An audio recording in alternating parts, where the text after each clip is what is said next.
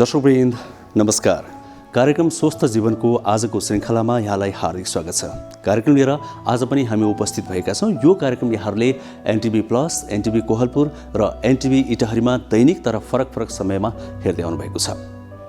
नेपाल सरकार स्वास्थ्य तथा जनसङ्ख्या मन्त्रालय, राष्ट्रिय स्वास्थ्य शिक्षा सूचना तथा सञ्चार केन्द्र र नेपाल टेलिभिजन बीचको सहकार्यमा यो कार्यक्रम निर्माण एवं प्रसारण हुने गर्छ। कार्यक्रममा हामी स्वास्थ्यसँग सम्बन्धित विभिन्न जानकारीमूलक सामग्रीहरू प्रस्तुत गर्ने गर्छौँ। त्यसै क्रममा आज पनि हामी उपस्थित भएका छौँ। दर्शकवृन्द, हामीले समृद्धिका कुरा गरिरहेका छौँ, विकास खोजिरहेका छौँ। त्यसका लागि स्वास्थ्य सबैभन्दा पहिला आउँछ। यदि हामी स्वस्थ भएनौँ भने न समृद्धि आउँछ न विकास आउँछ। फेरि अहिलेको कोरोना भाइरसको यो महामारीको समयमा स्वास्थ्यभन्दा ठुलो कुरा अरू केही हुनै सक्दैन। त्यसैले हामीले निकै प्राथमिकताका साथ यो कार्यक्रम 1 घण्टा प्रस्तुत गर्ने गरेका छौँ, हरेक दिन 3वटा च्यानलहरूमा। त्यसै क्रममा आज पनि हामीसँग अत्यन्तै महत्त्वपूर्ण जानकारी समेटिएका केही सामग्रीहरू छन्। आउनुहोस् ती सामग्री के छन् त्यतैतिर प्रवेश गरौँ।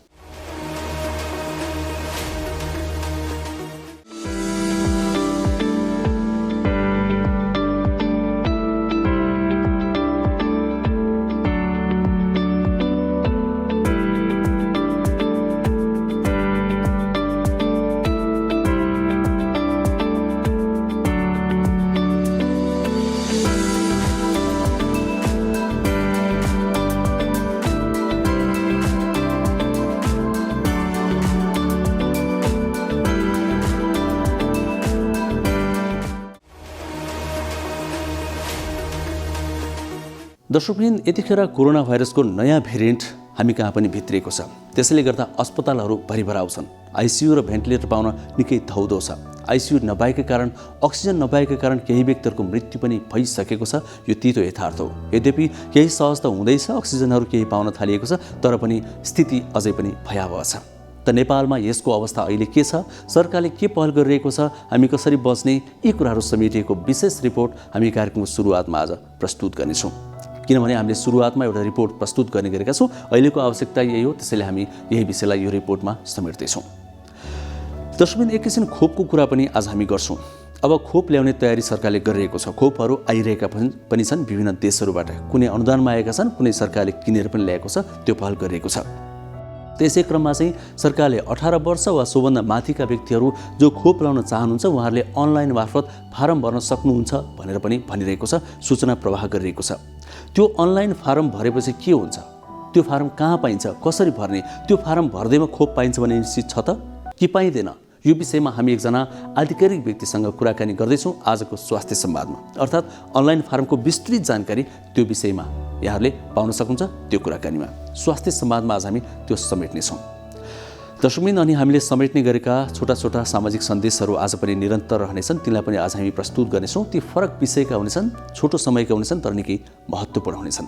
अनि हामीले प्रायः जसो अन्तिममा प्रस्तुत गर्ने गरेको एउटा सेगमेन्ट मेरो जीवनशैलीलाई आज पनि निरन्तरता दिनेछौँ, किनभने यो सेगमेन्टको निकै राम्रो प्रतिक्रिया आएको हुनाले गर्दा हामी यो आज पनि प्रस्तुत गर्दैछौँ। केही विज्ञले हामीलाई सुझाव दिनुहुनेछ हाम्रो जीवनशैली कस्तो हुनुपर्छ अहिलेको समयमा भनेर, त्यो क्रमलाई आज पनि जोड्नेछौँ। यसरी हामीसँग 1 घण्टाको अवधिमा निकै महत्त्वपूर्ण जानकारीमूलक सामग्री रहनेछन्। सुरुवातमा भने कोरोना भाइरसको विषयमा हामीले तयार पारेको यो एउटा समसामयिक रिपोर्ट एकैछिन हेरौँ।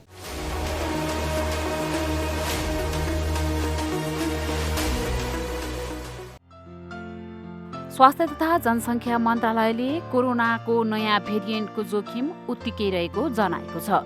कोरोना सङ्क्रमितको सङ्ख्यामा केही कमी आउन थाले पनि जोखिम भने उत्तिकै रहेको जनाएको छ।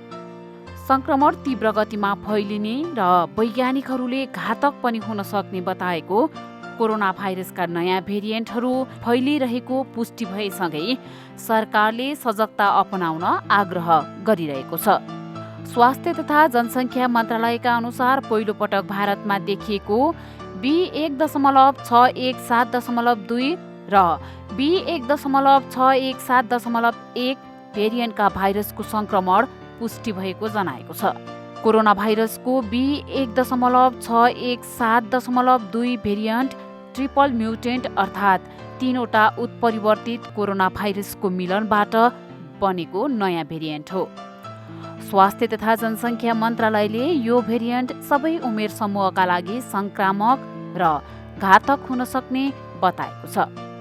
विश्व स्वास्थ्य सङ्गठनले पनि भारतमा पहिलो पटक देखिएको यो भेरिएन्टलाई विश्वव्यापी चासो र चिन्ताको विषय बनेको थियो। वैज्ञानिकहरू कोरोना भाइरसको यो भेरिएन्टलाई लिएर धेरै चिन्तामा छन्। म्युटेसन भएर बनेका 3 भेरिएन्टहरू E484Q, L452R का गुण एकै भेरिएन्ट B1.617.2 मा देखिएको छ। यी म्युटेसनहरू युके, साउथ अफ्रिका र ब्राजिलमा पाइएका संक्रामक भेरिएन्टहरूमा पनि देखिएका थिए। वैज्ञानिकहरू अनुसन्धानको क्रममा छन्। कोरोना भाइरसको B1.617.2 भेरिएन्ट पनि भारतमा गएको डिसेम्बरमा पहिलो पटक भेटिएको थियो। मार्चसम्म पुग्दा यो भेरिएन्टको संक्रमण उच्च देखिएको थियो। अप्रिलदेखि भने यसको संक्रमण कम हुँदै गएर ट्रिपल म्युटेन्ट B1.617.2 भेरिएन्टको संक्रमण बढ्न थालेको हो। B1.617.2 भेरिएन्टमा L452R र E484Q म्युटेन्टको उत्परिवर्तनबाट बनेको हो। बेलायतमा पहिलो पटक देखिएको कोरोना भाइरसको B1.1.7 भेरिएन्टको संक्रमण पनि नेपालमा यसअघि नै पुष्टि भएको छ। यो भेरिएन्ट विरुद्ध हाल प्रचलनमा रहेका खोप प्रभावकारी हुन सक्ने प्रारम्भिक अनुसन्धानले देखिएको छ। हाल पत्ता लागेको नयाँ भाइरस सबै उमेर समूहका व्यक्तिलाई धेरै नै संक्रामक र जोखिमपूर्ण रहेको भन्दै स्वास्थ्य तथा जनसङ्ख्या मन्त्रालयले स्वास्थ्य सावधानी अपनाउन सबैलाई अपिल गरेको छ।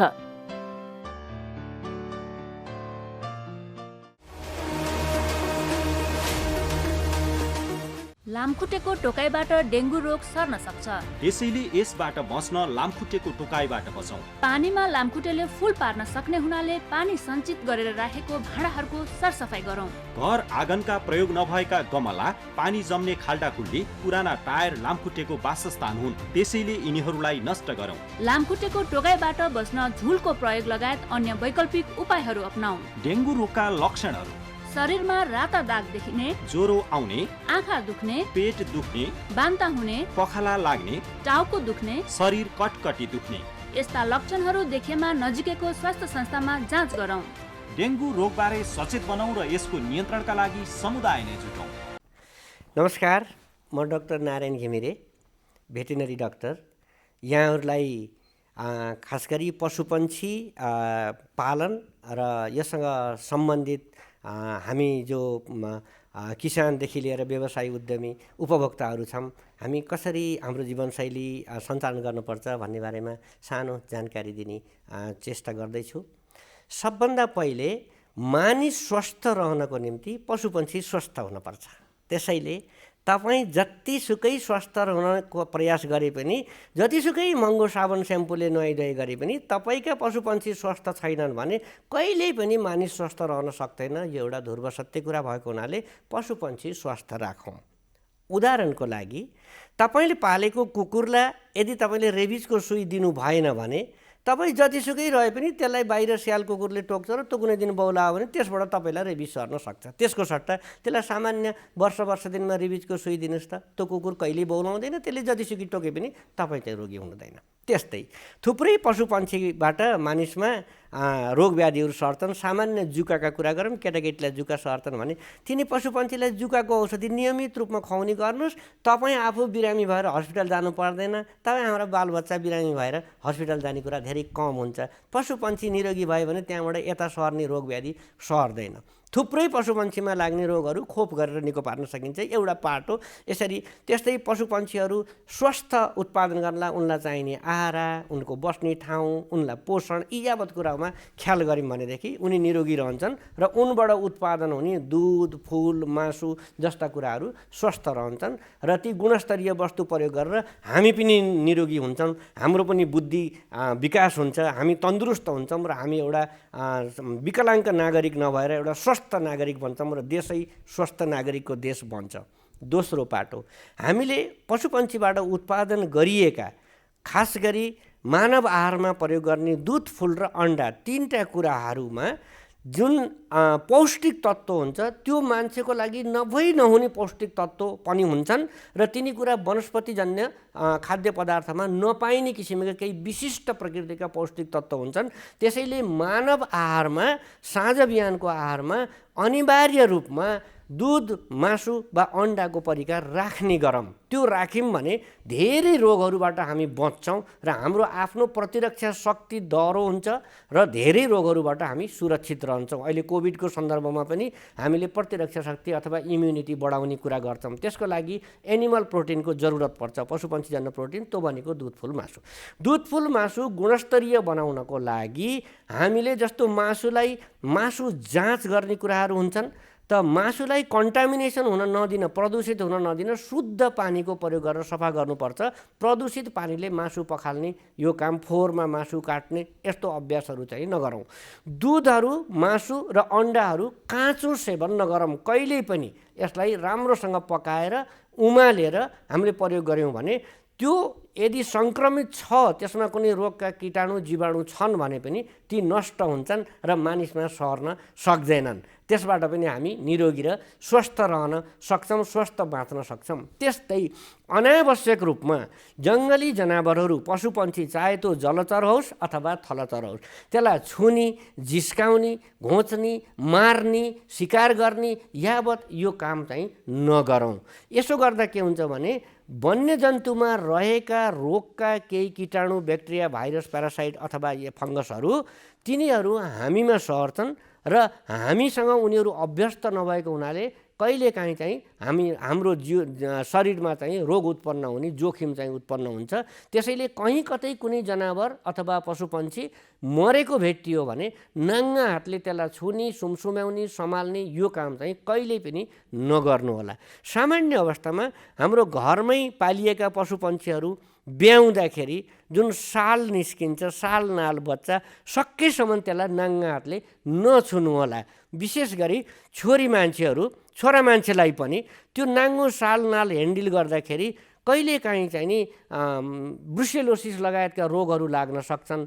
त्यस्ता रोगहरू लागे भने बच्चा नहुने, बाँझोपन हुने जस्ता समस्याहरू उत्पन्न हुन सक्छ। त्यसैले पशुपालन गर्दाखेरि सामान्य सरसफाइ, सावधानी अपनाउनु चाहिँ पर्ने जरुरत चाहिँ हुन्छ। यति गऱ्यौँ भने यसको बारेमा हामी अलि राम्रोसँग चाहिँ बुझ्ने र पशुपन्छीलाई माया गऱ्यौँ भने उनीहरूले पनि हामीलाई चाहिँ माया गर्छन्। र एउटा मानिसहरूले माया भन्ने बित्तिकै के भयो कि पशुपन्छीप्रति अत्यन्तै निर्दयी व्यवहार गर्ने गरेको पाइन्छ। यदि हामीले पशुपतिलाई दुःख दियौँ, जस्तो खान नदिने, अब बाँधेर मात्रै राख्ने, पर्याप्त पोषण नदिने, पानी पनि नदिने, गाडीमा हिँड्दाखेरि कोचेर जथाभावी मरणासन्न अवस्थामा हिँड्ने, कुट्ने, पिट्ने, अङ्गभङ्ग गर्ने, घाममा चाहिँ तडपाउने यावत किसिमका मानवीय चाहिँ त्रुटिहरूबाट पशुप्रति हुने गरेका निर्दयी व्यवहार भयो भने त्यस्तो पशुको शरीरमा रसायनहरू उत्पन्न हुन्छ जुन मानिसको लागि हानिकारक हुन्छ।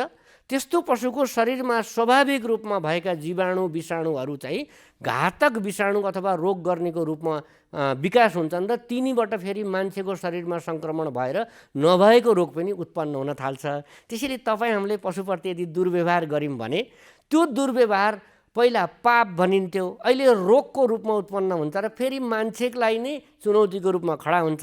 त्यसैले पशुपन्छीलाई माया गरौँ, सभ्य बनाऊँ र एउटा सभ्यताको परिचय हामीले दिन सक्यौँ भने पशुपन्छीबाट हामीलाई धेरै सहयोग र फाइदा हुन्छ, हामी स्वस्थ बन्न सक्छौँ। लामो प्रसुति व्यथाको कारण बच्चाको टाउकोले योनि मार्ग र पिसाब थैली वा दिशा थैली वा दुवैलाई थिचेर प्वाल परेर प्रसव फिस्टुला हुन्छ। प्रसुतिपछि महिलामा दिशा चुहिरहने, पिसाब चुहिरहने वा दिशा पिसाब दुवै चुहिरहने समस्या प्रसव फिस्टुला हो। कलिलो उमेरमा बच्चा जन्माउँदा पनि प्रसव फिस्टुला हुन सक्दछ। प्रसव फिस्टुलाले महिलाहरूलाई शारीरिक, मानसिक तथा सामाजिक समस्या सृजना गर्छ। प्रसव फिस्टुला रोकथाम गर्न सकिन्छ। नियमित गर्भ जाँच गर्ने, जन्मान्तरका लागि परिवार नियोजनको साधन प्रयोग गर्ने, स्वास्थ्य संस्थामा दक्ष प्रसुतिकर्मीबाट सुत्केरी गराएमा प्रसव फिस्टुला हुनबाट बचाउन सकिन्छ। प्रसव फिस्टुला उपचारबाट निको हुन्छ। उपचार पाइने अस्पतालहरू बीपी कोइराला स्वास्थ्य विज्ञान प्रतिष्ठान धरान, काठमाडौँ मोडल अस्पताल काठमाडौँ, सुर्खेत प्रादेशिक अस्पताल सुर्खेत। नमस्कार, म प्राध्यापक डाक्टर सबिना भट्टराई, छाला तथा यौन रोग विशेषज्ञ। र स्वास्थ्य भनेको के हो त, शरीरमा स्वास्थ्य रहनलाई के गर्नुपर्छ भन्ने कुरालाई चाहिँ म जानकारी दिन चाहन्छु। र स्वास्थ्य भनेको चाहिँ एउटा पोजिटिभिटी, जहिले पनि एउटा ऊर्जा होस् शरीरमा। र यो गर्नको लागि चाहिँ आई थिङ्क खानाहरू चाहिँ हामीले नियमितपूर्वक कम भए पनि पौष्टिक पदार्थयुक्त खानाहरू खाने, व्यायाम आफ्नो शरीरमा व्यायामहरू इन्कर्पोरेट गर्ने, जति मिनट भए पनि एटलिस्ट आफ्नो शरीरमा व्यायाम राख्दा पनि ठिक हुन्छ। र नेगेटिभिटी अथवा यो ऊर्जा पनि नेगेटिभ ऊर्जा चाहिँ हाम्रोबाट निकाल्नुपर्छ। सकेसम्म तनावहरू कम लिने बानी बसाल्नु पर्यो, किनकि अहिलेको होडबाजीको टाइम, अहिलेको एकदम एक्टिभ जीवनमा त स्ट्रेस कसलाई हुँदैन त। तर स्ट्रेसलाई मिनिमाइज गर्नलाई अथवा यो तनावलाई चाहिँ कम गर्नको लागि चाहिँ विभिन्न माध्यमहरू हुन्छ।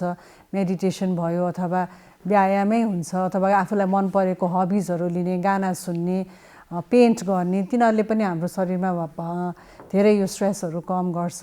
र म छाला रोग विशेषज्ञको कारण एउटा हैसियतले के पनि भन्न चाहन्छु भनेको, हाम्रो छाला चाहिँ एउटा भित्री शरीरको कस्तो भइरहेको ऐना हो।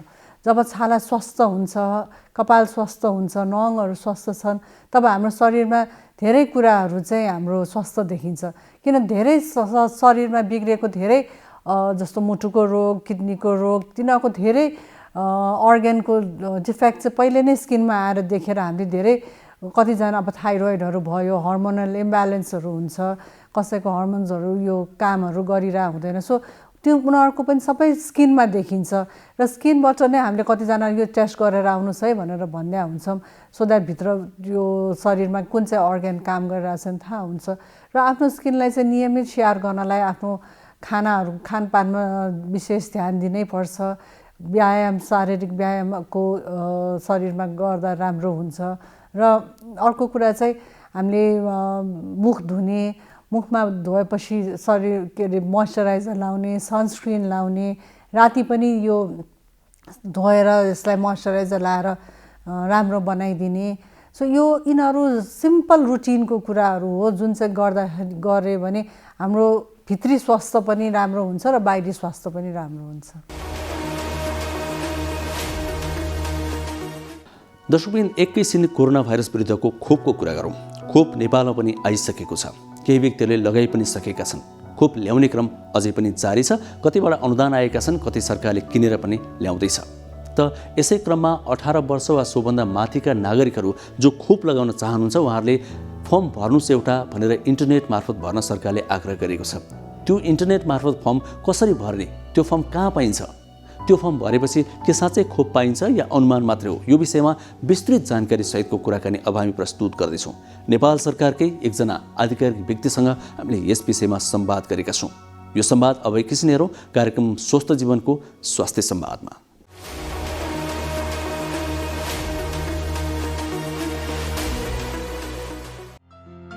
स्वास्थ्य तथा जनसङ्ख्या मन्त्रालयले कोभिड-19 विरुद्धको खोप लगाउन चाहने 18 वर्ष र सोभन्दा बढी उमेरका व्यक्तिहरूले आफैले प्री रजिस्ट्रेसन फारम भर्न तथा भराउनका लागि वेबसाइट र एप तयार पारेको छ। मन्त्रालयका अनुसार यो स्वैच्छिक फारम भरेका व्यक्तिहरूले प्राथमिकता र खोपको आधारमा खोप लगाउन पाउनेछन्। हालसम्म खोप नलगाएका 18 वर्ष र सोभन्दा बढी उमेरका व्यक्तिहरूलाई भर्न आह्वान गरिएको छ। मन्त्रालयका अनुसार यो आवेदन फारमबाट प्राप्त भएका विवरण पालिका स्तरमा खोपसँग सम्बन्धित योजना तथा व्यवस्था गर्नका लागि सहज हुनेछ। यो सेवा लिन स्वास्थ्य मन्त्रालयको वेबसाइट भिजिट गर्नुपर्छ। त्यहाँ रहेको स्वयं आवेदन दर्ता, अन्य व्यक्ति मार्फत आवेदन दर्ता, संस्था मार्फत आवेदन दर्ता मध्ये एक विकल्प छनौट गरेपछि गर्नुपर्छ। त्यसपछि मागिएको विवरण अनिवार्य रूपमा भर्नुपर्ने हुन्छ। फारम कसरी भर्ने? फारम भरेकाले खोप लगाउन पाउँछ कि पाउँदैन त? फारम भर्नेको प्राथमिकीकरण कसरी गरिन्छ? यिनै विषयमा केन्द्रित रहेर आज हामीले स्वास्थ्य तथा जनसङ्ख्या मन्त्रालय अन्तर्गत सूचना व्यवस्थापन इकाइका प्राविधिक इन्जिनियर राजेन्द्र प्रसाद पौडेलसँग संवाद गरेका छौँ। भ्याक्सिन VACCINE vaccine.mosp.gov.np भनेर खोल्ने यो चाहिँ कम्प्युटर अथवा मोबाइल अथवा ट्याब्लेटमा वेब ब्राउजर भन्छौँ कुनै पनि एउटा इन्टरनेट खोल्ने उसमा गएर खोल्ने एउटा विधि हो। त्यो विधिबाट खोल्दाखेरि एउटा फर्म खुल्छ। त्यो फर्म नेपाली भाषा र अङ्ग्रेजी भाषा सहजताका लागि नेपाली भाषामै जान सकिन्छ। नेपाली भनेर लेखेको हुन्छ। बाई डिफल्ट नेपालीमै खुल्छ। अब कसैले विदेशबाट भर्न पर्यो नेपाली भाषा अलिकति अप्ठ्यारो भयो भनेदेखि अङ्ग्रेजी भाषामा नै भर्न सक्छन्। खास अङ्ग्रेजी नेपाली भाषामा भन्दा पनि यहाँ विदेशमा विदेशीहरू पनि विभिन्न नियोगहरूमा छन्। उनीहरूको लागि चाहिँ अङ्ग्रेजी हामीले व्यवस्थापन गरेको हो। त्यसरी भर्छन्। त्यस कारणले त्यसमा इन्फर्मेसनहरू धेरै जसो के छ भने माथि सिरानमा हामी यस्तो यस्तो कारणले प्रयोजनको लागि भर्न खोजेको भनेर हामीले सूचना दिएका छौँ। त्यसपछि उसले आफ्नो नाम ठेगाना लेखिरहनु पर्दैन। उसले सिलेक्ट मात्रै गरे हुन्छ। प्रदेश छान्नु पर्यो। प्रदेश छानिसकेपछि तपाईको जिल्ला छान्नु पर्यो। जिल्लापछि पालिका छान्नु पर्यो। अनि नगरपालिका यो लेख्नु पर्दैन। छानेपछि आउँछ। सिलेक्ट गर्नु पर्यो हैन। त्यो ड्रप डाउनमा आउँछ। यति गरिसकेपछि उनीहरूले आफ्नो वडा नम्बर टोल समेत यदि टोल छ भने टोल लेख्ने नभए वडा नम्बरसम्म लेखिदिनु पर्छ। अनि फोन नम्बर हामीले मागेका छौँ। सकेसम्म आफ्नो फोन नम्बर हाल्यो भने त्यसको आफ्नै महत्त्व छ। पछि आवश्यकता अनुसार हामी SMS पठाउन सक्छौँ हैन। त्यसपछि आफ्नो उमेर समूह राख्नु पर्यो। र अर्को चाहिँ के छ भन्दाखेरि आफूलाई कुनै स्वास्थ्य सम्बन्धी कुनै समस्याहरू छन् भने दीर्घ रोगीहरू छन् भने त्यो सम्बन्धी सूचनाहरू नि मागेका छौँ। र अन्तिममा आएर आफू अझ अपाङ्गता आफूमा अपाङ्गता छ भने अपाङ्गताको चाहिँ ऊ पनि मागेका छौँ हामीले। कस्तो खालको शारीरिक अपाङ्गता छ भनेर हामीले त्यो मागेका छौँ। त्यसपछि आएर कुन नजिकको भ्याक्सिन सेन्टरमा तपाईँ जान चाहनुहुन्छ अथवा अर्कै ठाउँमा चाहनुहुन्छ कि अथवा अहिले थाहा छैन कि भनेर पनि छान्न सक्नुहुन्छ। यति मात्रै इन्फर्मेसन सूचना मागेका छौँ। र अर्को कुरा के हो भने उहाँलाई भ्याक्सिन केन्द्रमा आउँदाखेरि उहाँले आफूलाई परिचय गराउनको लागि परिचय पत्रको नम्बर राख्नुहोस् है भनेका छौँ। परिचय पत्रमा पनि सबै किसिमका परिचय पत्रहरू जस्तै विद्यार्थीहरूको जस्तै कसैसँग नागरिकता छैन हामीले त 18 वर्षदेखि माथिकालाई दिने भनेका छौँ नि। भनेपछि 18 वर्षदेखि माथि कसैको नागरिकता छैन भने उहाँले स्कुलको परिचय पत्र लिएर जान नि सक्नुहुन्छ हैन। त्यो परिचय पत्र भनिएको छ। कुनै संस्थाले निकालेको परिचय पत्र लिएर जान नि सक्नुहुन्छ। तर उहाँले के लेख्नु पर्यो भने आफ्नो परिचय पत्र नम्बर लेखिदिनु पर्यो हैन। अब कसैको पासपोर्ट होला भर्खरै जस्तै नेपाली कुनै नेपाली नेपालमा आउनु भएको थियो उहाँसँग नागरिकता छैन पासपोर्ट हुनसक्छ पासपोर्ट नम्बर राख्न सक्नुहुन्छ। ड्राइभिङ लाइसेन्स राख्न सक्नुहुन्छ। इलेक्सनको कार्ड जुन हाम्रो जुन निर्वाचनको लागि भएको कार्ड त्यो राख्न सक्नुहुन्छ। त्यो राख्दाखेरि गर्नु पर्यो। अब कसैसँग केही पनि छैन के गर्ने भनेदेखि त्यहाँ अन्य भनिएको छ। अन्य भन्नाले के हो भनेदेखि वडा कार्यालयबाट सिफारिस गरिएको कुरा त्यो कुरा राखेर आफूलाई पहिचान आफ्नो चाहिँ त्यहाँ गएर चिन्ने एउटा कुरा चाहिँ त्यसरी गर्न सक्छ। त्यति राख्ने यो चाहिँ भर्नलाई त्यति गाह्रो छैन। गाउँ लेभलको लागि चाहिँ कतिको सहज छ त? अब इन्टरनेटको स्पिडको हिसाबले कस्तो छ भने हामी कहाँ 4G 3G 2G कतिपय ठाउँमा त 2G पनि अझै पनि छ नि। एकदम लो इन्टरनेट हुने ठाउँमा एउटा समस्या के आउन सक्छ भन्दाखेरि तपाईको ड्रप डाउन जुन हामीले ड्रप डाउन भन्छौँ प्रदेश छान्यो। प्रदेश छानिसकेपछि तपाईको पालिका के अरे तपाईको जिल्ला छान्नु पर्यो भने जिल्ला लोड हुन कतिपय बेला समय लाग्न सक्छ। त्यो खालको केही समस्या हुन सक्छ। तर यो अब हामीले सकेसम्म धेरै अप्टिमाइज गरेका छौँ। प्राविधिक हिसाबले धेरै अप्टिमाइज गरेका छौँ। थोरै भन्दा थोरै इन्टरनेट स्पिड हुँदा पनि चलोस् भन्ने हिसाबले गरेका छौँ। यदि कुनै त्यस्तो खालको अप्ठ्यारो छ भने पनि हामीले तल दिएको टोल फ्री नम्बर हाम्रो एउटा नम्बर छ त्यो नम्बरमा कल गर्दा पनि हुन्छ। र दोस्रो कुरा म के पनि भन्न चाहन्छु भने अब इन्टरनेटमा भयो मैले दर्ता गर्न सकिनँ यस्तो भयो भनेर प्यानिक नहुनुहोस् कोही पनि भन्छु म चाहिँ है। किन भन्दाखेरि प्राविधिक हिसाबले यसले तपाईँलाई कहीँ पनि बन्देज गर्दैन। तपाईले दर्ता गर्न कोसिस गर्नुभयो अब कुनै हिसाबले तपाईको डिभाइसमा कहिलेकाहीँ वेब नखुल्ला कहिलेकाहीँ तपाईले दर्तै गर्न खोज्दाखेरि इन्टरनेट राम्रो नचल्ला हैन। त्यसमा चाहिँ धेरै प्यानिक नहुनुहोस्। किन भन्दाखेरि यो हामीले दिएको सुविधा भनेको के हो भने इन्टरनेटबाट कति नेपालीहरूले एक्सेस गर्न सक्छन्। भ्याक्सिन प्रतिको हेसिटेन्सी जुन छ नि त्यसमा चाहिँ लगाउन चाहने नचाहने मान्छेहरूको दर कति छ। अझ त्योभन्दा पनि महत्त्वपूर्ण इन्फर्मेसन हामीले सूचना लिन खोजेको के हो भने हामीले उमेर समूह मागेका छौँ र हामीले उहाँहरूको स्वास्थ्य अवस्था मागेका छौँ। भ्याक्सिन दिने बेलामा सरकारले एउटा एक्सेस टु भ्याक्सिन भन्ने जुन प्रिन्सिपल छ यसमा के राखेको छ भने पहिला भ्याक्सिन कसलाई दिने भन्दा सिनियर नागरिकलाई दिने भनियो। तर 29 वर्षको मानिस मुटुको रोगी हुनसक्छ, हजुर उमेर समूहमा त परेन नि, भनेपछि हामी यो मुटुको रोगी छ, दीर्घ रोगी छ, यो चाहिँ यस्तो खालको रोग छ भन्ने हामीलाई त्यो सूचना भयो भने ऊ चाहिँ हाई प्रायोरिटी हाई रिस्क कम्युनिटीमा पर्यो, हाई रिस्क क्याटेगोरीमा पर्यो, उसलाई तुरुन्तै हामी भ्याक्सिन दिनुपर्छ। सरकारको जिम्मेवारीभित्र परेको हुनाले हामीले त्यो इन्फर्मेसन राखेका छौँ। त्यस कारणले यी इन्फर्मेसनहरू पूर्ण रूपमा भरिदिनु भयो भने सूचनाका हिसाबले पनि सरकारलाई एकदमै फाइदा हुन्छ। त्यो भोलि प्लानिङ गर्ने बेलामा एकदमै काम लाग्छ होइन।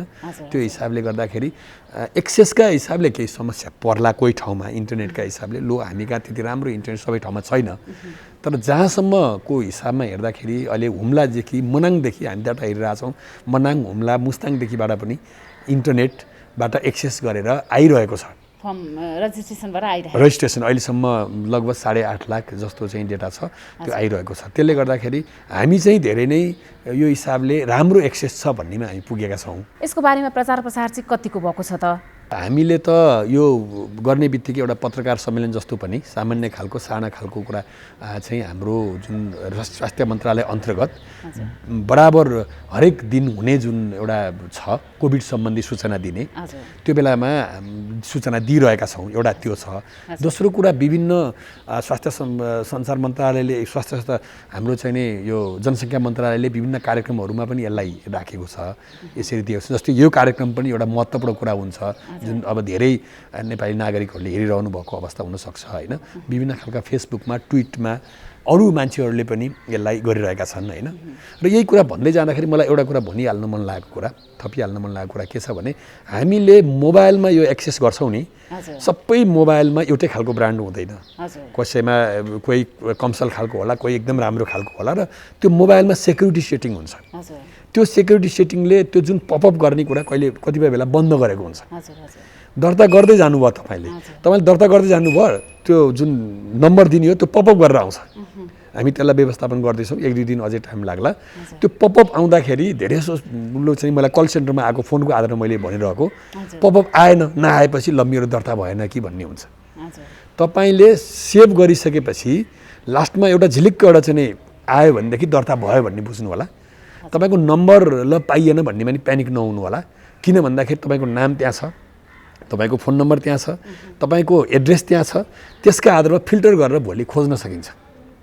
त्यस कारणले त्यहाँनिर प्यानिक हुनुपर्ने अवस्था चाहिँ छैन। यसैमा अर्को कुरो सुन्न चाहेँ मैले, जस्तै अब कुनै व्यक्तिले एकचोटि रजिस्ट्रेसन गरिसकेको छ, उसले उसको त्यो उसमा चाहिँ रजिस्टर भइसक्यो र उसले फेरि चाहिँ भएन कि भनेर यस्तै जुन यहाँले भन्नुभयो नि यस्तो समस्या आएर भएन कि भनेर फेरि दर्ता गर्न खोज्दा चाहिँ त्यही नम्बर सबै थोक त्यही राखेपछि फेरि दर्ता हुन्छ कि हुँदैन त? एकदमै राम्रो प्रश्न। अहिले हामीले खास हामीसँग युनिक आइडी भनेर हामीले त्यस्तो केही पनि गरेका छैनौँ, किनकि हाम्रै देशमा नेसनल युनिक आइडी हामीले अहिलेसम्म बनाउन सकेका छैनौँ। त्यस कारण त्यो मान्छेलाई युनिक कसरी आइडेन्टिफाई गर्ने त? हामीसँग कुनै पनि आधार छैन। फोन नम्बरको लागि हामीले आइडेन्टिफाई गरौँ, सबै मानिसमा फोन नम्बरको पहुँच छैन, त्यो गर्न सकिएन। तपाईँलाई उसलाई उसको कुनै कुराले पनि हामीले उसलाई युनिक गर्न नसकेको कारणले गर्दा एउटा मान्छेको 2 चोटि दर्ता हुने सम्भावना छ र हामीले केही डेटा त्यस्तो फेला पनि पारेका छौँ, तर त्यो धेरै कम छ। कम्प्युटरबाट तपाईँले दर्ता गर्नुभयो भने धेरै सहज छ। मोबाइलबाट दर्ता गर्दाखेरि केही तपाईँलाई त्यही मैले अघि भनेको चाहिँ गरी केही सेक्युरिटीको अप्सन्सहरूले त्यो तपाईँको नम्बर नदेखाउन सक्छ। त्यो तैपनि तपाईँको जुन लास्टमा देखिने पेज छ, page can not be found, can not be भन्ने यस्ता खालका कुरा आयो भने तैपनि मेरो दर्ता सबमिट भएन कि भन्न बुझ्न सक्नुहुन्छ। तर सेम त्यही पेजमा फर्कियो अथवा तपाईँले चाहिँ नि कुनै अर्को पेज निस्कियो भने त्यसमा दर्ता भएकै कन्फर्म हुन्छ। जो मानिसहरूले चाहिँ अनलाइनमा दर्ता गर्नुभएको छ उहाँहरूले कसरी खोप लाउनुहुन्छ र जसले दर्ता गर्नुभएको छैन उहाँहरूले चाहिँ कसरी खोप लाउन पाउनुहुन्छ त? हामीले के गरेको, हाम्रो स्वास्थ्य मन्त्रालयभित्र जुन यो खोप सम्बन्धी जुन व्यवस्थापन गर्ने खोप शाखा छ, उहाँहरूसँगको कुरा कस्तो भन्दाखेरि खोप दर्ता गरेर आउने मानिसहरूलाई एउटा भिन्दै लाइनमा राख्ने, खोप दर्ता नगर्नेहरूलाई जसले अनलाइनबाट दर्ता गरेर आउनेलाई एउटा लाइनमा राख्ने खोपका लागि, र अनलाइनबाट दर्ता गरेर नआउनेलाई अर्को लाइनमा राख्ने, दुईटा कुरा हामीले अहिले यसरी व्यवस्थापन गर्ने योजना बनाएका छौँ। अब त्यो गर्दाखेरि के हुन्छ, खोपबाट दर्ता गरेर आइसकेपछि उहाँले त नम्बर लिएर आउनुहुन्छ अथवा केही न केही मेरो यो हो भनेर एउटा प्रमाणता लिएर आउनु पऱ्यो, मैले दर्ता गरेको हो भन्ने हिसाबले आउनु पऱ्यो। अथवा त्यही पनि हामी हेर्न सक्छौँ अनलाइनमा मैले दर्ता गरेर आएको भनेपछि सर्च गर्न सकिन्छ नि त। त्यो गर्न सक्छौँ, उहाँलाई एउटा लाइनमा राखिन्छ। एउटा त्यो भयो। खोप नलाउनेलाई दर्ता नगर्नेलाई अर्को लाइनमा राखिन्छ। दर्ता नगर्ने मानिसहरूलाई त्यहाँ दर्ता गर्नु पऱ्यो, रजिस्टरमा दर्ता गर्नु पऱ्यो, केही समय लाग्ने भयो। उहाँलाई सोध्नु पऱ्यो नि त, नाम सोध्नु पऱ्यो, ठेगाना सोध्नु पऱ्यो, त्यो सबै भर्नै पऱ्यो। तर खोप दर्ता गरेर आइसकेको मान्छेको इभिडेन्सको आधारमा उहाँलाई सोझै तपाईँको खोप लाउने ठाउँमा पठाउन सकिन्छ। त्यसले गर्दा के हुन्छ, यता खोप नलगाइकन तपाईँको दर्ता नगरिकन आउनेहरू 3 जनाले खोप लगाउँदाखेरि दर्ता गरेर आइसकेकाले 6 जना लाउनु सक्ने अवस्था पनि हुनसक्छ। त्यो त छिटो छरितो पनि हुने भयो। छिटो छरितो हुने भयो। तर यसको अर्थ के होइन भने यहाँनिर यसको अर्थ के होइन भने मैले दर्ता गर्न पाइनँ, खोप लाउन पाइनँ भन्ने होइन। दर्ता गर्न पाउनु भएन भने पनि तपाईँले दर्तै गर्नुभएको थियो, तपाईँलाई चाहिँ भोलि खोज्दाखेरि मानौँ अहिले मैले भने प्राविधिक समस्याले तपाईँको दर्ता भएको रहन्छ भने पनि तपाईँ त्यो लाइनमा बस्नु भएको छ, भेटिएन भने पनि तपाईँलाई त्यो खोप लाउने प्रश्न लाग्नुहुन्छ। तर तपाईँको नभेटिँदाखेरि त एकछिन टाइम लाग्ने भयो नि त, खोज्नु त पऱ्यो नि। एकछिन टाइम चाहिँ त्यस्तो बेलामा लाग्छ। जुन रजिस्ट्रेसन भइसकेको छ उहाँले आफ्नो जुन रजिस्ट्रेसन नम्बर लिन पाउनु भएन, देखिएन भने होइन, उहाँहरूको जुन दर्ता भइसकेको छ भने उहाँहरू चाहिँ त्यही दर्ता भएकै लाइनमा गएर खोप लाउन पाउनुहुन्छ। खोप लाउन पाउनुहुन्छ। त्यहाँनिर के गरिएको हुन्छ हामीले भने यसमा पालिकाको सबभन्दा ठुलो भूमिका हुन्छ। पालिकालाई हामीले एउटा लिस्ट पठाएका हुन्छौँ, तपाईँहरूको पालिका अन्तर्गत यो खोप केन्द्रमा दर्ता गर्न चाहनेले यो लिस्टको चाहिँ छ भनेर हामीले लिस्ट पठाएका हुन्छौँ।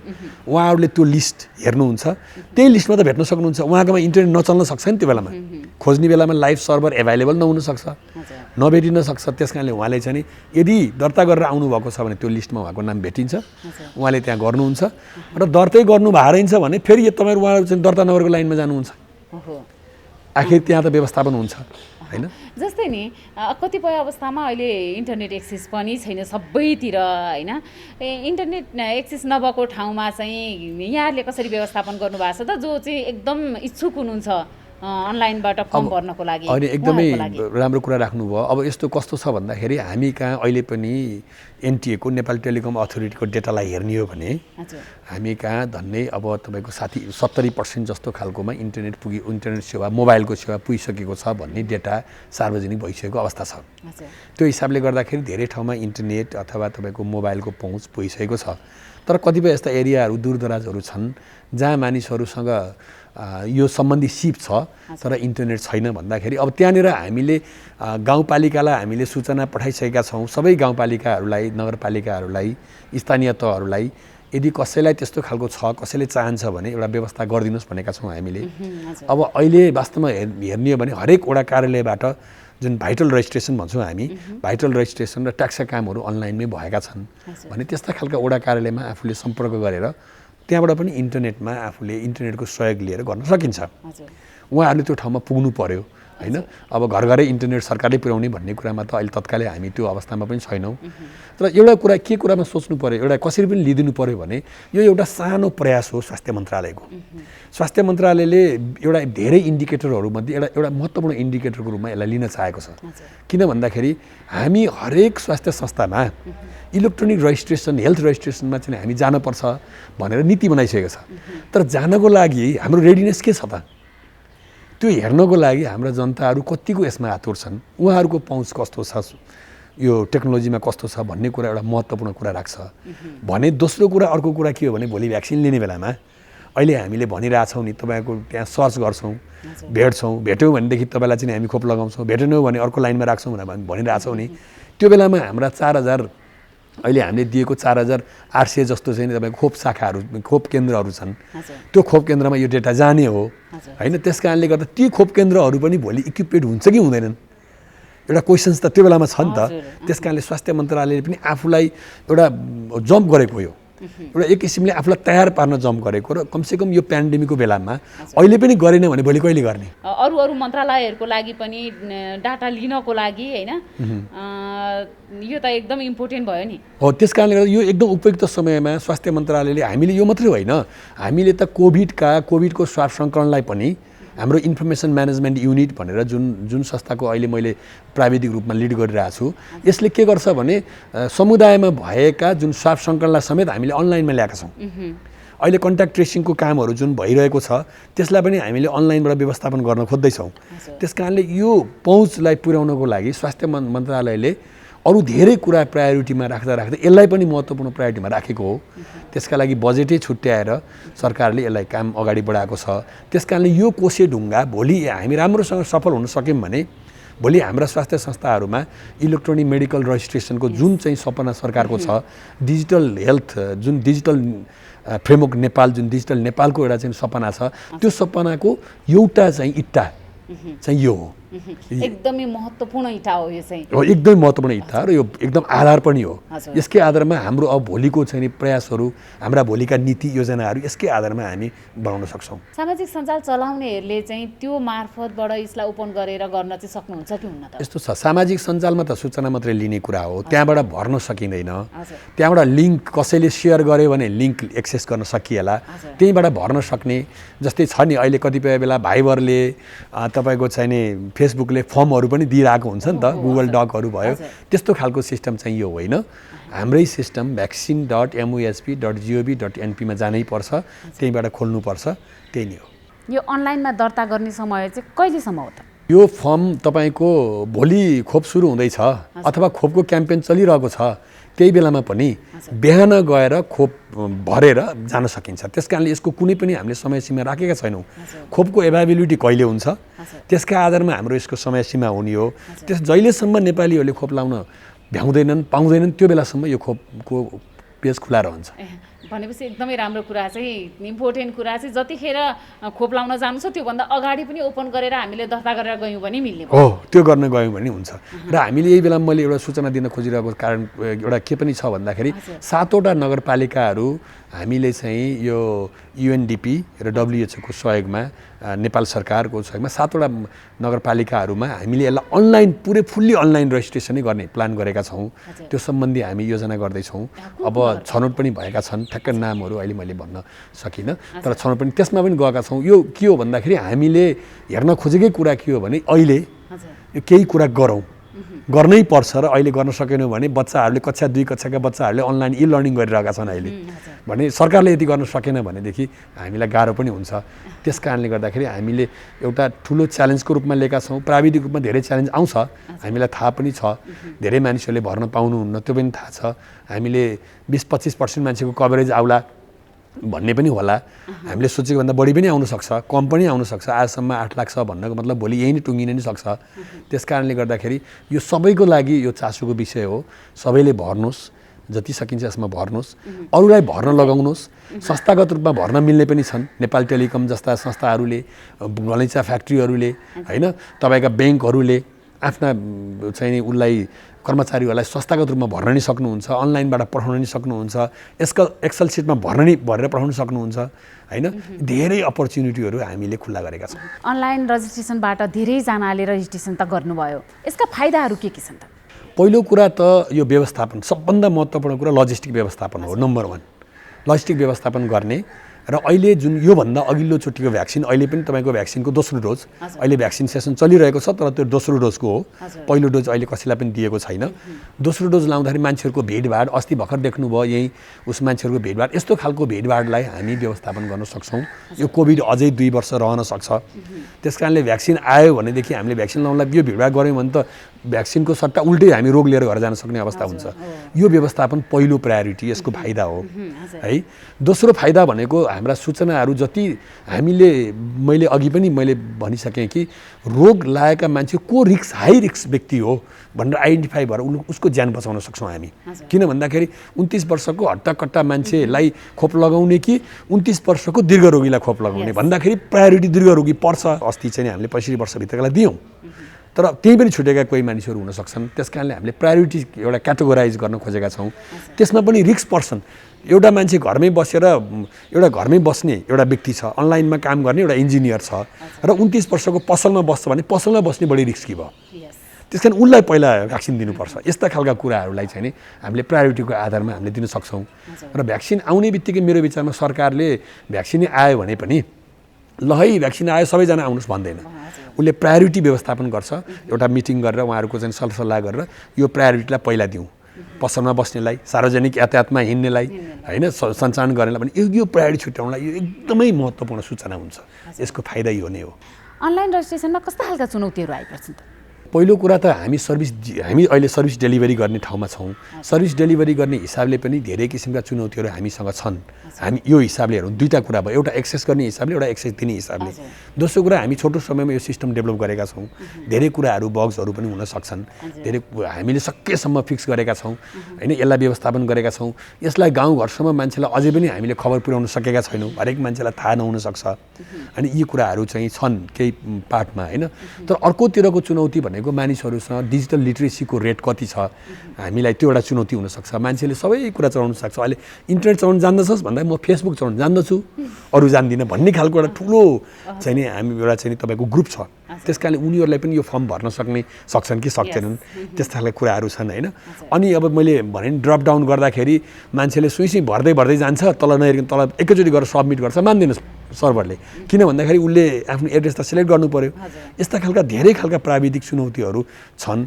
तर त्यसका लागि हामीले भिडियोहरू पनि बनाएर सामाजिक सञ्जालमा राखेका छौँ होइन। त्यस कारणले अलिकति यसलाई प्यासन पनि चाहिन्छ, मान्छे लर्निङ गर्नु पर्यो, बुझ्नु पर्यो। फेसबुक चलाए जस्तो सबै इजी हुँदैन त्यो पनि। अनि मानिसहरूले पनि बाध्यता भएपछि सिक्न पनि कर लाग्छ होइन। अनि यसले चाहिँ भनौँ न अनलाइन फ्रेन्डली पनि बनाउने भयो मानिसहरूलाई अनलाइन फ्रेन्डली पनि बनाउँछ उसको। यो रजिस्ट्रेसनले कुन क्षेत्रमा फाइदा पुर्याउँछ त? होइन, क्षेत्रको हिसाबले त सबभन्दा पहिलो क्षेत्र त स्वास्थ्य मन्त्रालयको लागि नीतिगत रूपमा अरू धेरै निर्णय गर्न यसले सबभन्दा ठुलो महत्त्व दिन्छ। नीतिगत रूपमा यसले सबभन्दा पहिलो महत्त्व दिन्छ।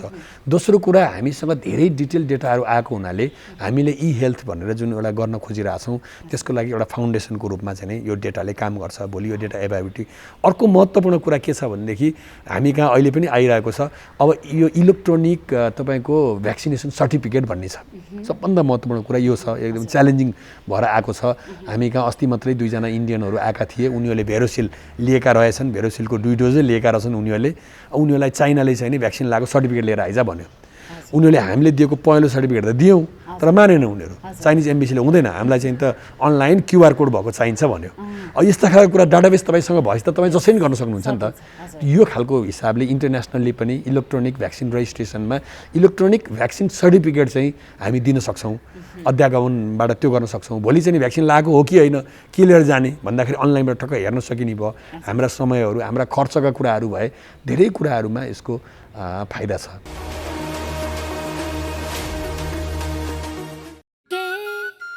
हात धुन्छौ र साबुन पानीले धुन्छु नि, कति बेला धुन्छौ र छिनछिनमै धुन्छु नि।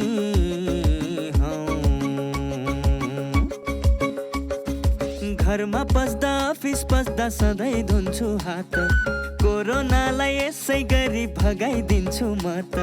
घरमा पस्दा अफिस पस्दा सधैँ धुन्छु हात, कोरोनालाई यसै गरी भगाइदिन्छु म त। भान्सा छिर्नु अगाडि, खाना खानु अगाडि, जहाँ त्यही छोएपछि हातले छोपी खोकेपछि। हात धुन्छौ र साबुन पानीले धुन्छु नि, कति बेला धुन्छौ र छिनछिनमै धुन्छु नि। कोरोनाबाट बच्ने 3 उपायहरू: व्यक्ति बीच 2 मिटर टाढा बस्ने, घरबाट बाहिर निस्कँदा मास्क लगाउने र बेला बेलामा साबुन पानीले मिच्ची 20 सेकेन्डसम्म हात धुने। कोरोनाबाट आफू पनि बचाउँ र अरूलाई पनि बचाउँ। नमस्कार, म doctor Deepak Kumar Rai, conservative dentistry and एन्डोडोन्टिक्सको म कन्सल्टेन्ट हो। हाम्रो डेन्टल चाहिँ हेल्थ भनेको चाहिँ ओभरअल हेल्थसँग चाहिँ हाम्रो रिलेटेड हुन्छ। तपाईँले यदि आफ्नो मुख र दाँतको राम्रोसँग संरक्षण गर्न सक्नुभयो भने तपाईँको जेनरल हेल्थमा पनि त्यसको राम्रो प्रभाव पर्छ। त्यसै गरी यदि त्यसलाई राम्ररी केयर गर्न सक्नु भएन भने चाहिँ नकारात्मक असरहरू पर्छ। जेनरल हामीले चाहिँ हेल्थको कुरा गर्दाखेरि चाहिँ रेगुलर एक्सर्साइज, त्यसपछि चाहिँ रेगुलर चेकअपहरू राख्छौँ भने डेन्टलमा चाहिँ हामीले चाहिँ रेगुलर ब्रसिङ, रिन्जिङ, त्यसपछि चाहिँ इन्टरडेन्टल फ्लसेसहरू युज गर्छौँ हामीले बिचमा अड्केको भागहरूलाई निकाल्नलाई।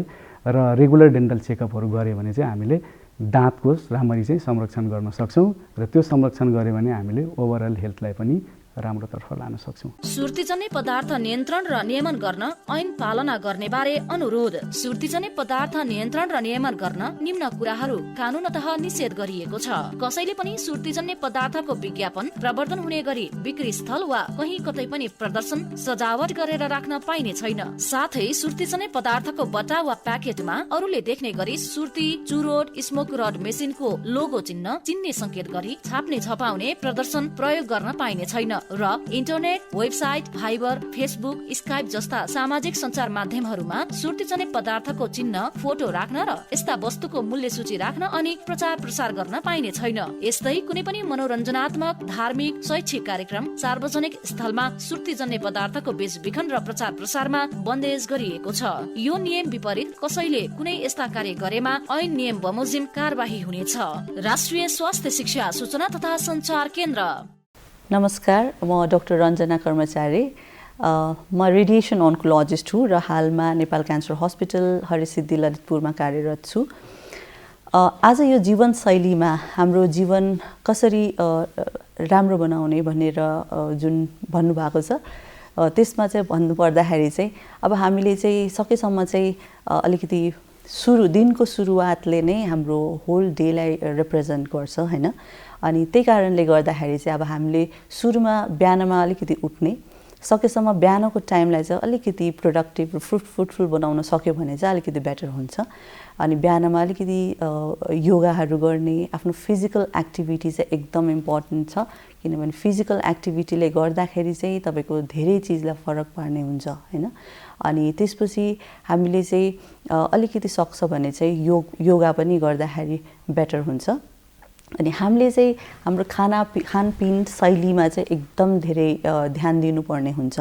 अब हामीले चाहिँ बिहानको ब्रेकफास्ट चाहिँ एकदम राम्ररी खानुपर्ने हुन्छ र हामीले खाना खाँदाखेरि चाहिँ एकदम ध्यान दिनुपर्ने कुराहरू चाहिँ हाम्रो चाहिँ जुन न्युट्रियन्ट्सहरू हुन्छ, खानाको न्युट्रियन्ट भ्याल्युजहरू, त्यसलाई चाहिँ एकदम बुझ्न जरुरी छ। जस्तै कि हामीले कार्बोहाइड्रेट मात्रै भएको, धेरै कार्बोहाइड्रेट मात्रै भएको खानेकुराहरू नखाइकन त्यसलाई कार्बोहाइड्रेट, फाइबर्स, प्रोटिन सबै चिजलाई मिक्स गरेर डाइटमा चाहिँ होइन खाने, त्यो चाहिँ इम्पोर्टेन्ट छ होइन। अब क्यान्सर रोग विशेषज्ञ भएको हिसाबले चाहिँ म क्यान्सर रोगमा नै फोकस गरेर हामीले अलिकति प्रिभेन्टेबल कुराहरू भन्न पर्दाखेरि चाहिँ नि अघि जुन भने फिजिकल एक्सर्साइज एकदम इम्पोर्टेन्ट कुरा भइहाल्यो। अनि अर्को चाहिँ नि खानापिनमा चाहिँ नि हामीले यो जुन एकदम यो टोब्याको स्मोकिङ अथवा सुतिजन्य पदार्थको कुनै पनि सुतिजन्य पदार्थ सेवन एकदमै हार्मफुल छ। यसको चाहिँ डाइरेक्ट कजेसन हुन्छ क्यान्सरको लागि। फोक्सोको क्यान्सर, मुखको क्यान्सर, टोब्याकोले सबै क्यान्सर नै गराउँछ भन्नुपर्दाखेरि चाहिँ, त्यही कारणले टोब्याको कन्जम्सन चाहिँ एकदम स्टप नै गर्नुपर्ने हुन्छ। र अर्को चाहिँ नि अल्कोहल, रक्सी सेवन कहिले कहिले सोसल ड्रिङ्किङ चाहिँ ठिकै हो, तर रेगुलर बेसिसमा सधैँ रक्सी सेवन गर्नु चाहिँ एकदमै नराम्रो कुरा हो। त्यसले कलेजोलाई बिगार्नुको साथसाथै क्यान्सरको पनि एकदम इम्पोर्टेन्ट कज हो। अनि अर्को चाहिँ नि अब हाम्रो नेपालमा चाहिँ यो रेक्टल क्यान्सर भन्छ, त्यो नि एकदमै कमन छ। अनि अर्को जिआईमा हाम्रो जिआई भनेको जुन खाना नलीको माथिदेखि तलसम्म जुन हुन्छ अप्पर जिआई र लोवर जिआई भन्छ होइन, यो सबै चिजमा को क्यान्सरहरू पनि कमनै छ। अब हामीले यसलाई सुधार्नको लागि चाहिँ एउटा रातो मासु अलिकति कम खाने होइन, खाने नहुने चाहिँ होइन, तर एकदमै कम खाने, सकेसम्म अभोइड गर्ने होइन। अर्को चाहिँ स्मोक्ड मिट भन्छ। स्मोक्ड मिट चाहिँ ले चाहिँ अब एकदम क्यान्सरको कजेसन नै हो। अर्को प्रिजर्भड फुडहरू, प्रिजर्भ पिकल्सहरू हुन्छ, त्यो पनि नखानु नै भन्छ है। केमिकल्सहरू सकेसम्म अभोइड गर्ने। अनि अर्को चाहिँ नि हामीले दिनभरिमा पनि एकदम आफ्नो एउटा चाहिँ मानसिक जुन सोचहरू छ त्यसले पनि हाम्रो स्वास्थ्यलाई एकदम असर पर्ने हुन्छ। त्यही कारणले हामीले चाहिँ जहिले पनि पोजिटिभ थट्सहरू राख्नुपर्ने हुन्छ, दिमागमा सकारात्मक सोचाइ राख्नुपर्ने हुन्छ। र हामीले जे कुरामा पनि केही नराम्रो भइरहेछ भने त्यसको सकारात्मक एस्पेक्ट भन्छ, पोजिटिभ साइडलाई चाहिँ फोकस गर्ने गऱ्यो भने चाहिँ त्यो चाहिँ अटोमेटिकली हाम्रो होल डेमा र हाम्रो जीवनमा नै त्यसले सकारात्मक वेमा चाहिँ त्यसले ट्रान्सफर्म गरि नै हाल्छ। त्यही कारणले सकारात्मक सोच राख्न एकदमै जरुरी छ। अनि हामीले जुनै फिल्डमा हामी जे काम गर्छौँ त्यो कुरामा चाहिँ अध्ययन गर्न एकदम जरुरी नै भन्छौँ र त्यसमा चाहिँ हामीले समय दिनुपर्छ। जुनै फिल्डमा जे काम गरिरहेछ भने नि राम्ररी बुझेर र त्यसलाई राम्ररी अध्ययन गरेर गर्नुपर्ने हुन्छ र हामीले आफ्नो मात्र नभइकन अर्काको बारेमा पनि सोच्ने र अलिकति हामीले सबैलाई माया गर्ने, सबैप्रति अलि सहानुभूति गर्ने यो सबै ह्याबिट गरिराख्यो भने चाहिँ यसले चाहिँ तपाईँलाई आफ्नो जीवनमा पनि अरूलाई खुसी दिन थाल्नुभयो भने चाहिँ आफ्नो जीवनमा पनि खुसी हुने हुन्छ र त्यसले पनि आफ्नो तपाईँको जीवनशैलीमा एकदम ठुलो इम्प्याक्ट गर्ने हुन्छ। त्यही कारणले यो सबै कुराहरू चाहिँ एकदम इम्पोर्टेन्ट छ। र अर्को एकदम इम्पोर्टेन्ट दिनभरिमा बिर्सिन नहुने चाहिँ नि आफू चाहिँ एकदम अनुशासित हुनुपर्ने हुन्छ। यो चाहिँ कहिले पनि बिर्सिनु हुँदैन। दर्शकबिन कार्यक्रममा यहाँलाई फेरि पनि हार्दिक स्वागत छ। कार्यक्रम लिएर हामी हरेक दिन आउने गर्छौँ। NTV plus, NTV Kohalpur, NTV इटहरीमा यो कार्यक्रम प्रसारण हुने गर्छ। एक किसिम जीवनशैलीको कुरा गरौँ। हाम्रो जीवनशैली कस्तो हुनुपर्छ भनेर विज्ञहरूले सुझावहरू हामीलाई केही दिएका छन्। ती सुझावका आधारमा हामीले यो सेगमेन्ट हरेक दिन जस्तै प्रसारण गर्दै आएका छौँ। हाम्रो खानपान कस्तो हुनुपर्छ, शारीरिक अभ्यास के कति कसरी गर्नुपर्छ, यी विभिन्न विषयहरूमा उहाँहरूले अति नै सामान्य लाग्ने तर महत्त्वपूर्ण सुझाव हामीलाई दिने गर्नुहुन्छ यो सेगमेन्टमा। आउनुहोस् न, अहिलेको समयमा स्वास्थ्यभन्दा ठुलो कुरो केही छैन। त्यसले गर्दा हाम्रो जीवनशैली कस्तो हुनुपर्दो रहेछ त्यो एकैछिन हेरौँ यो सेगमेन्ट मार्फत मेरो जीवनशैली।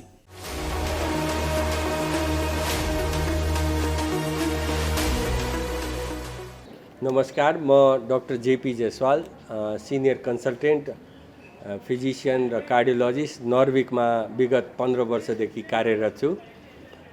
अब नेपाल टेलिभिजनको माध्यमबाट कोभिडको बारेमा केही कुराहरू गर्दाखेरि सबभन्दा पहिला त घरमै आइसोलेसनमा बसौँ।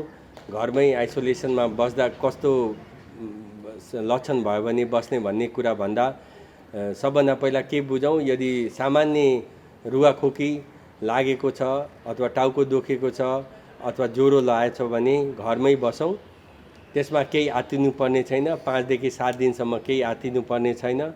र घरमा बस्दाखेरि सामान्य ध्यान दिनुपर्ने कुराहरू एउटा त टाउको दुख्यो भने सिटामोल खाने अथवा ज्वरो लाग्यो भने सिटामोल खाने, खोकी लाग्यो भने हामीले कफ सिरपहरू खाने अथवा एन्टी एलर्जिक मेडिसिन खानु पर्यो।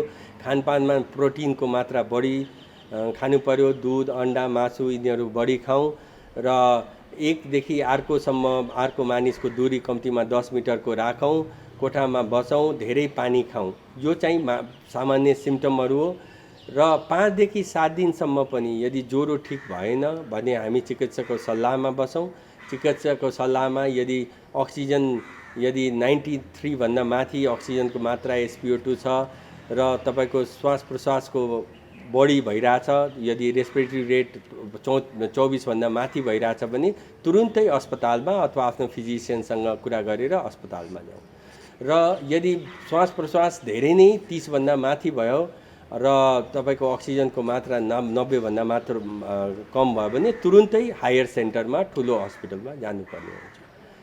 तपाईँको टिबीको खोप सबैले लगाउँ। खोपमा कुनै पनि दुई मत छैन। चाइनिज खोप लायो हुन्छ, इन्डियन खोप लायो हुन्छ, एस्ट्राजेनिकाको लायो हुन्छ, रसियन खोप लायो हुन्छ। सबै खोपले नै हाम्रो कोरोनाबाट मुक्ति पाइन्छ, अरूबाट मुक्ति पाइँदैन। खोप सबैले लगाउँ। 18 वर्षभन्दा माथिका सबै जनताले खोप लगाउनु पर्यो। दिदी, मास्टर मास्क छ दिनु न 3टा। भाइ, एउटा कुरा भनौँ? भनौँ न दिदी। थाहा छ, सही तरिकाले मास्क लगाए मात्रै कोरोनाबाट बस्न सकिन्छ नि। लगाउने त हो, अब लाउन पनि सही र गलत तरिका हुन्छ र दिदी। सही तरिका हुन्छ नि भाइ। पहिला साबुन पानीले हात धुने, मास्क सफा छ छैन हेर्ने, मास्क पाल परेको छ कि छैन हेर्ने, फेरि 3 पत्र भएको मास्क मात्रै लगाउने हो।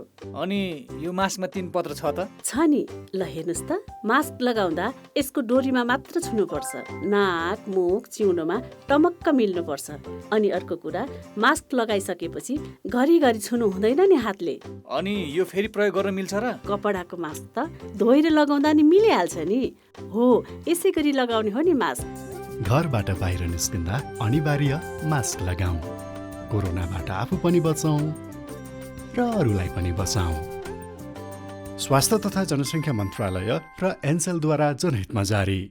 नमस्ते, म doctor Kamaksha Shah, diabetes, thyroid र हर्मोन रोग विशेषज्ञ। कुनै पनि रोगसँग बच्नलाई तपाईहरूले आफ्नो खाना, व्यायाममा ध्यान दिनुहोस् र तपाईँको तनावलाई कम गर्नुहोस्। खाना नियमित तपाईँले जे घरमा पकाउनुहुन्छ, जे घरमा ल्याएर खानुहुन्छ, त्यो तपाईँले सबै खाँदा हुन्छ, तर अनुशासनमा बसेर खानुहोस्। यो जस्तो फ्याक्ट्रीमा बनेको चिजहरू यिनीहरू चाहिँ नि तपाईँले कमै खाँदाखेरि वा खाँदै नखाँदा राम्रो हुन्छ। व्यायाम 30 देखि 45 मिनट गरे पुग्छ, तर व्यायाम गर्दाखेरि अलिकति तपाईँको मुटुको धड्कन फुल्ने व्यायामहरू जस्तो fast walking, running, jogging, cycling, swimming, डान्सिङहरू जस्तो व्यायाम 30 देखि 45 मिनट गर्दा तपाईँको वजनहरू घट्ने गर्छ र तपाईँको सुगरहरू तपाईँको कम हुने गर्छ। अर्को तनाव, हाम्रो दुईटा तरिकाको तनावहरू हुन्छ, एउटा शारीरिक तनाव र एउटा मानसिक तनाव। शारीरिक तनाव जस्तो तपाईँको इन्फेक्सन भयो, शरीरमा इन्फेक्सन भयो, ज्वरो आयो, तपाईँको अपरेसनहरू गर्न पर्यो भने त्यसलाई हामीले शारीरिक तनाव भन्छौँ। र यी तनावहरू भएको बेलामा चाहिँ नि तपाईँको अलिकति सुगरहरू देखिने, प्रेसरहरू बढ्ने हुनसक्छ। र तपाईँको अर्को मानसिक तनाव। मानसिक तनावको लागि तपाईँहरूले योगा गर्नुहोस्, मेडिटेसन गर्नुहोस्। यी कुराहरूमा ध्यान दिनुभयो भने चाहिँ नि तपाईँले धेरै रोगहरूसँग बच्न सक्नुहुन्छ। नमस्कार, आज म यहाँहरूलाई नवजात शिशु स्याहार सम्बन्धी जानकारी दिन आएकी छु।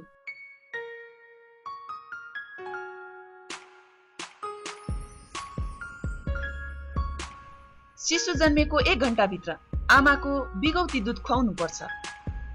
शिशुलाई 6 महिनासम्म पूर्ण स्तनपान गराउनुपर्छ।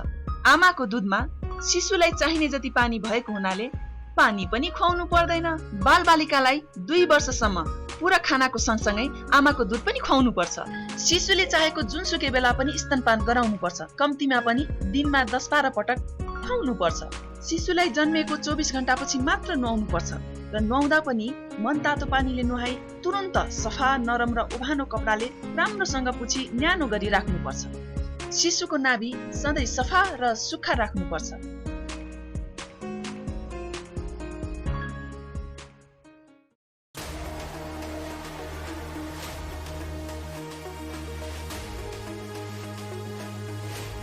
कार्यक्रम स्वस्थ जीवन हरेक दिन एनटिभी प्लसबाट बिहान 7 बजेदेखि 8 बजेसम्म र पूर्ण प्रसारण साँझ 5 देखि 6 बजेसम्म। एनटिभी कोहलपुरबाट 1 देखि 2 बजेसम्म र एनटिभी इटहरीबाट दिउँसो 2 देखि 3 बजेसम्म प्रसारण हुने गरेको छ।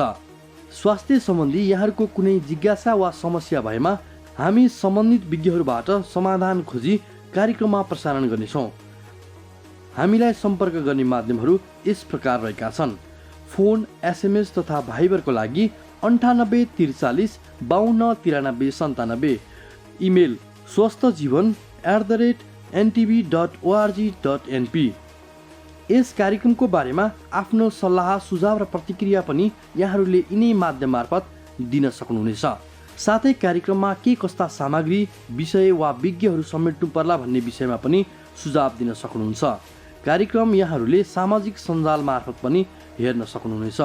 YouTube Nepal television, mobile application Nepal television, Facebook facebook.com/naptv2041। कार्यक्रमको समय सकिन आँटेको छ। हामीले बिदा माग्ने बेला पनि हुने आँटेको छ। हामी आजलाई बिदा माग्दैछौँ केही बेरमा, तर त्योभन्दा अगाडि केही कुरा भन्न बाँकी छ। हामीले कार्यक्रम यहाँले NTV plus, NTV Kohalpur, NTV इटहरीमा मात्र होइन, विभिन्न सामाजिक सञ्जालहरू मार्फत पनि हेर्न सक्नुहुन्छ। आफूलाई अनुकूल परेको समयमा युट्युबमा हेर्न सक्नुहुन्छ, नेपाल टेलिभिजनको मोबाइल एप्समा हेर्न सक्नुहुन्छ, वेबसाइटमा हेर्न सक्नुहुन्छ, अनि फेसबुकमा पनि हेर्न सक्नुहुन्छ। नेपाल टेलिभिजनको आधिकारिक फेसबुक पेज जसको नाम नेपाल टेलिभिजन रहेको छ, त्यो पेजमा हरेक दिन साँझ 5 देखि 6 बजेसम्म यो कार्यक्रम लाइभ नै पनि प्रस्तुत हुने गर्छ। अरू बेलामा पनि स्टोर हुन्छ, यहाँहरूले हेर्न र सेयर गर्न सक्नुहुन्छ। ती ठेगानाहरू हामीले स्क्रिनमा विस्तृत रूपमा देखाइरहेका छौँ। कार्यक्रम कस्तो लाग्छ, सल्लाह, प्रतिक्रिया, सुझाव पठाउन नबिर्सनुहोला। ती हाम्रा मार्गदर्शक हुन्। अर्को कुरा, यहाँहरूका पनि स्वास्थ्य सम्बन्धी कुनै जिज्ञासा छन् या कसैलाई प्रश्न छन् भने ती पनि पठाउनुहोस्। त्यसको लागि यहाँले टेलिफोन गर्दा पनि हुन्छ, हामीले नम्बर दिएका छौँ, सिधै फोन गर्न सक्नुहुन्छ। एसएमएस गर्दा पनि हुन्छ, त्यही नम्बरमा भाइबर गर्दा पनि हुन्छ। अलि लामो लेख्नु छ भने हामीलाई इमेल गर्दा पनि हुन्छ, त्यो ठेगाना पनि हामीले स्क्रिनमा देखाइरहेका छौँ। अब आजलाई छुट्टिन्छौँ। खोप त आइसकेको छ, तर पनि सबैले पाउन सक्ने अवस्था बनिसकेको छैन। खोप लगाए पनि सङ्क्रमण नहोला भन्न सकिँदैन, हुनसक्छ। त्यसले गर्दा कोरोना भाइरसबाट सबैजना बचौँ, यसमा हिचकिचाइ पटक्कै नगरौँ। स्वास्थ्यभन्दा ठुलो कुरो यतिखेरको लागि केही पनि छैन। भोलि आजकै समय भेटौँला। आजलाई बिदा माग्छौँ। हस् त, नमस्ते।